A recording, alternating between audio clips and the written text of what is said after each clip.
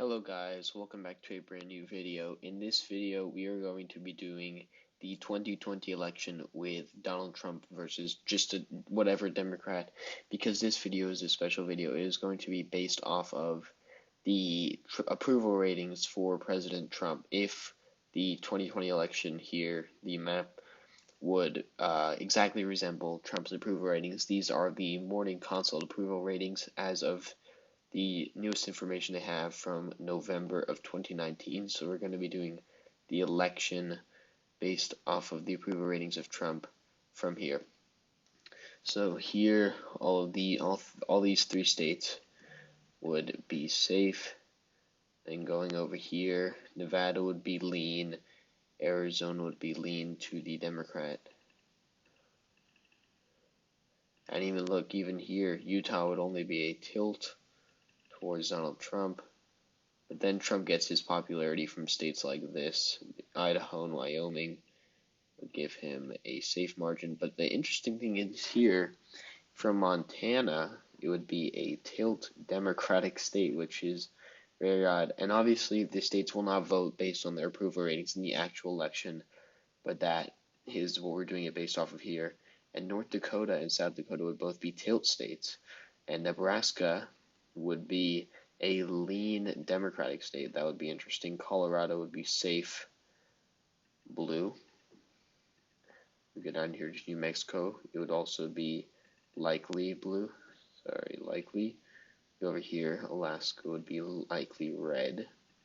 So we're just going to keep filling off the map here. Texas would be tilt. Texas and Kansas are tilt. Oklahoma is going to be a lean. We're going to go, Minnesota is going to be safe. All of these states, all these three states would be safe here. That would be very interesting. Iowa would be safe. Illinois, I'm assuming, would be safe. Illinois would be safe. Iowa would be lean. Pennsylvania would be likely. We're going to go to the Midwestern area here. This would be tilt.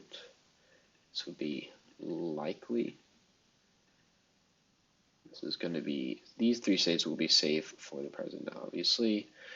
And you're seeing here, the Democratic candidate, whoever it is going to be, is going to wipe the floor if it were solely based on approval ratings.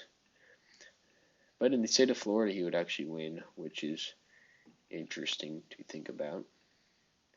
We're going to go over here. The state of South Carolina would be likely.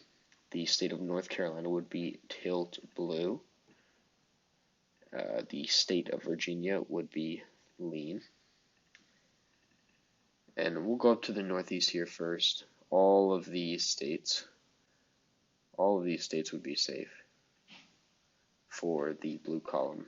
And this would just be a landslide for the Democrats if we were basing the election based off of approval ratings. Let's just fill out the rest of these states. We're almost done here. Indiana would only be 2, so that would be a tilt margin. And then Tennessee would be a safe margin. And then Hawaii would be safe for the Democrats. This would prove to be a landslide election for the Democrats. And if you look at this map, you might think that this looks kind of skewed. And obviously it is. You wouldn't see North Dakota, South Dakota, Utah, Kansas, Indiana be tilt, and then have states like Texas and Florida also be tilt to the GOP. More likely what would happen in a realistic scenario is you'd take away states like Montana, Nebraska, Iowa is unlikely for the Democrats. Arizona is pretty unlikely. North Carolina is unlikely. Ohio is unlikely. Georgia is unlikely for the Democrats. But in these, based on the approval ratings, who would win? But states like Texas and Florida are rated tilt here, which is probably a bit more accurate. But what this shows, obviously, is that Trump is not doing well in the approval ratings. He is not very popular over the country, and that does not mean that he can't win the election. President Obama had approval ratings similar to Trump, and he was able to win the 2012 election by a comfortable margin in both the popular vote and the Electoral College. let's just fill out DC here. So right now we have the Democratic candidate at 353 electoral votes to Donald Trump's 185 electoral votes. And you think, what does Donald Trump have to do to become more popular in the state? You could also argue that the approval ratings are a bit skewed because Trump and the economy is doing great under President Trump's leadership. So many people may not be popular of his character, but they are very happy with the economy. So they may actually vote for Trump, especially in these two states here, just like I've pointed out before. Indiana, Kansas, Utah, North Dakota, South Dakota are not going to be close at all. They're going to be by wide margins to the president, because a lot of people will vote based off of the economy. Not all based off of the economy, not solely based off of the economy, but the economy will be a big factor in how people vote. So realistically, let's just do the generic Dem, wherever it is. You're going to give safe. Sorry.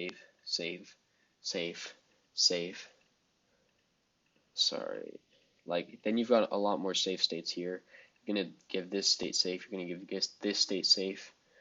And then you're going to give states like Georgia, Ohio, North Carolina, Nebraska, Arizona, Montana, and then you've got to win a state like you can win a Pennsylvania, you've done it. You can win a Michigan, you've done it. Win a Wisconsin, and if Trump wants to expand from here, he could win Minnesota, Iowa, Nevada, Virginia, maybe even get Colorado kind of close. So there's a lot of room for changing in this election. This is not what the map's going to look like, most likely.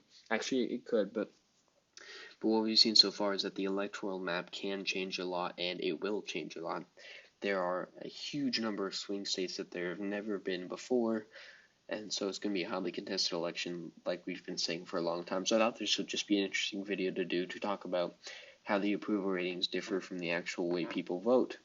And so that is the end of this video. I hope you all enjoyed. Please like and subscribe, and I'll see you guys later.